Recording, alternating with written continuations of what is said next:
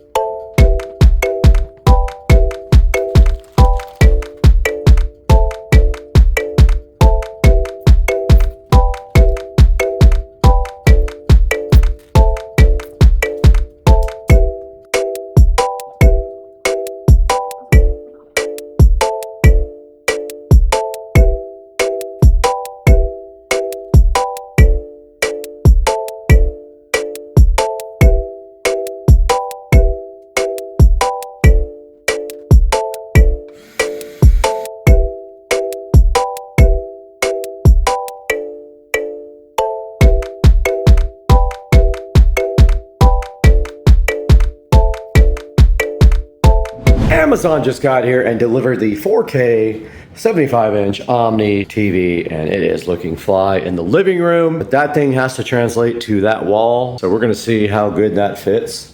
Probably perfectly, but let's go. All right, we need to get the 75-incher over to this coffee table, lay it on there, get it unboxed, and then start with the LED strip installation and the TV mount. So let's get to work right now, dude.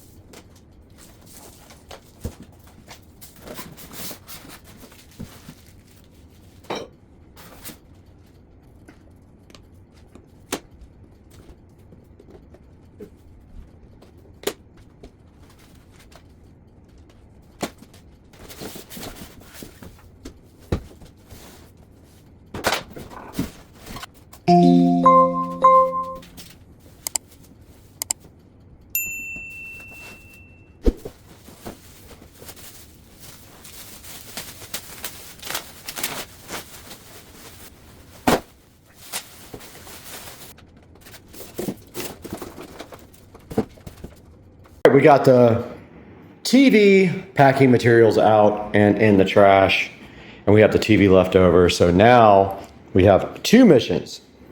Get the mounting brackets on, and then also put the Govee DreamView LED strips on the TV while we have a chance to do that now. This is the DreamView strip. That's the TV DreamView strip. And the mounting arms. Right here, dog. We'll figure that out next after my meeting. All right, we got the mounts lined up. I went to the top because I figured, why not? I mean, let's measure from the top of the mount to the bottom and see if we actually are as high as my center channel speaker, and then we'll see. All right, we have the TV here with the mounts on. So now our job is to just find the right bolts that attach to this. If they need spacers, we'll have to put spacers in. They give you spacers here. And then all we have to do is just make sure that they can be tightened.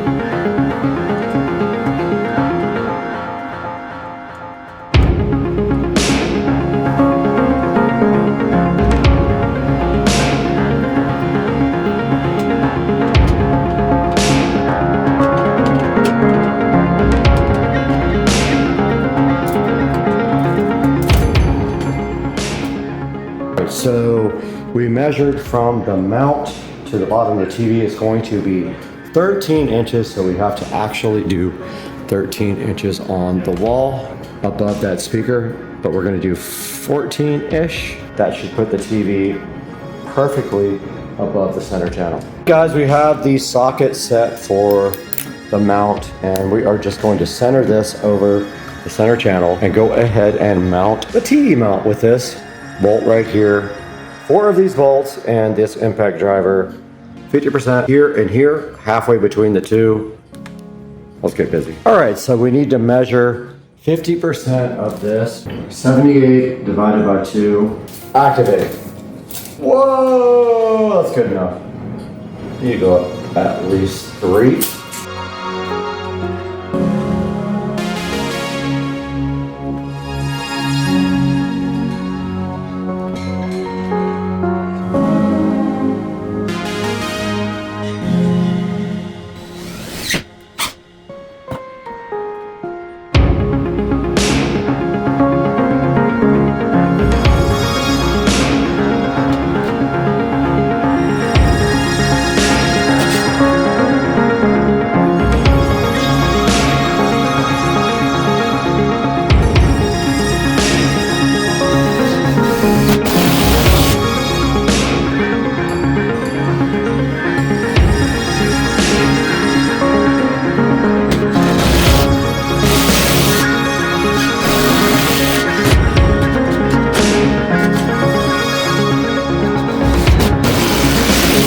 I got the mount ready to go, and then I carved out a section for the wall box.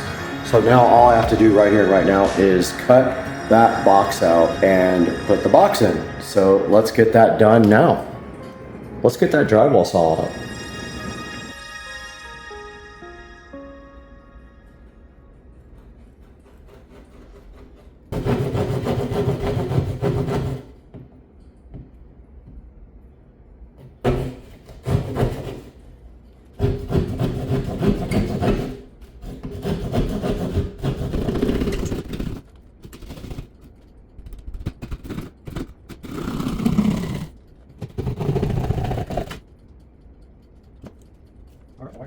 Hole is cut for the electrical box.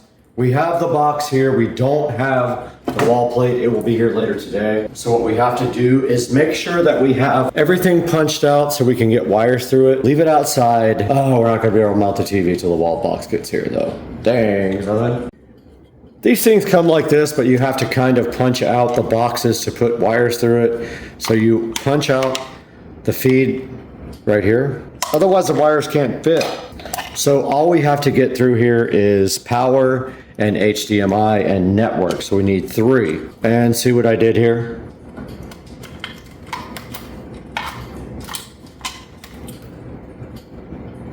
Got the power cable right here.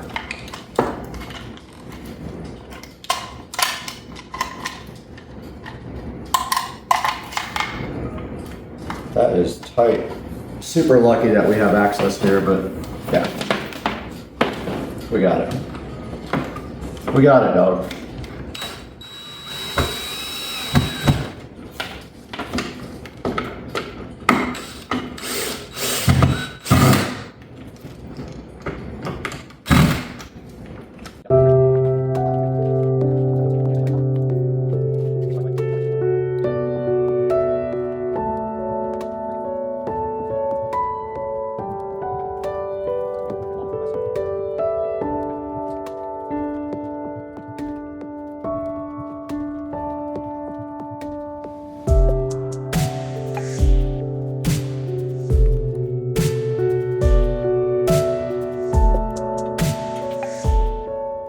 We got all the wires run. Now we have to get an extension cord for the power.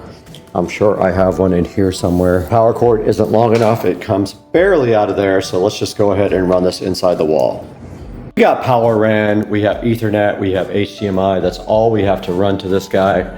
So all we have to do now is basically put the wall plate here, connect all the wires here, put that plate on right there, and put the center channel speaker in because it's already wired up and ready to go.